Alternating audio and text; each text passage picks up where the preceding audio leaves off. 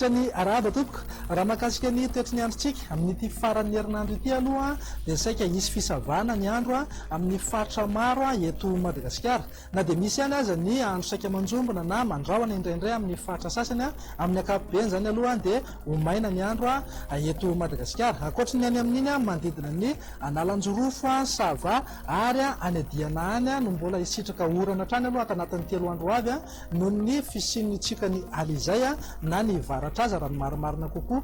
Etsekilan'izay ihany koa ny maripana mifanaraka amin'izay dia ahitana fiakarana hatrany aloha zany ny maripana ambony indrindra atao anatin'ny 3 andro avy ny maripana ambany indrindra kosa tsy dia misy fiovana firy na isy fidinany kely zany indraindray. Ny rivotra ihany koa dia ho mafy hatrany ny fitsokany amin'ny tapany avaratry Madagasikara iray manontolo.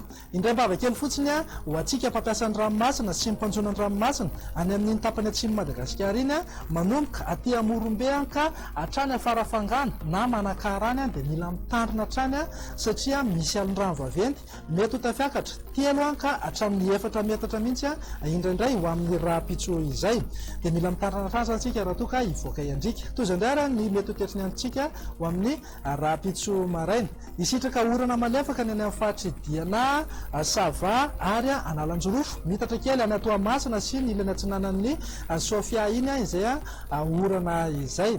Ny faritra sisa rehetra moa amin'ny ankapobeny dia ho maina hatrany raha toa kosa ka andrahoana ny any amin'ny manodidina faritra Atsinanana, Alaotra Mangoro ary any amin'ny manodidina ny faritry Melaka. Fa raha ho an'ny tolakandro kosa indray dia hitohy hatrany aloha ny orana any amin'ny faritry Diana, Sava ary Analanjorofo. Raha toa kosa ka maka endrika tandrifindraona izay orana izay ho antsika any amin'iny manodidina ny tendrombohitra karatra iny. Ny faritra sisa rehetra ho maina tanteraka mihitsy ny andro raha toa kosa ka andrahoana amin'ny ankapobeny aloha ny aty amin'ny faritry Melaka izay mety misy herijika kely ihany isina orana tandrifindraona indraindray. Raha ny maripana voatombatombana amin'ny raha-pitso maraina zao tsy dia misy fiovana firy ho aty amin'ny maripana ambany indrindra manodidina amin'ny 3 ka hatramin'ny 5 degré eo ny eto amin'ny faritry ny afovoantany.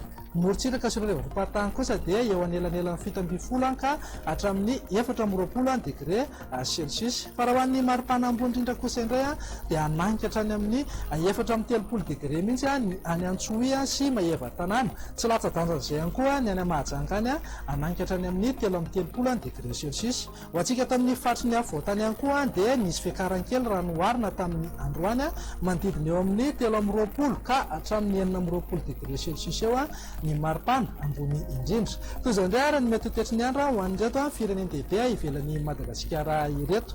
Ibalika tanteraka aloha Ngabe Masoandra any Johannesburg sy Paris raha andrahona vitsy kosa zany ho an'ny Nairobi. Raha ho an'ireo tonosika ivelan'ny Madagasikara ireto kosa indray ary dia anorana malefaka ny any Comore raha maka endrika tandrifindraona izay orana izay ho an'ny Mayotte sy Seychelles. Ho an'ny Maurice la Réunion kosa dia ibalika tanteraka mihitsy Ngabe Masoandra.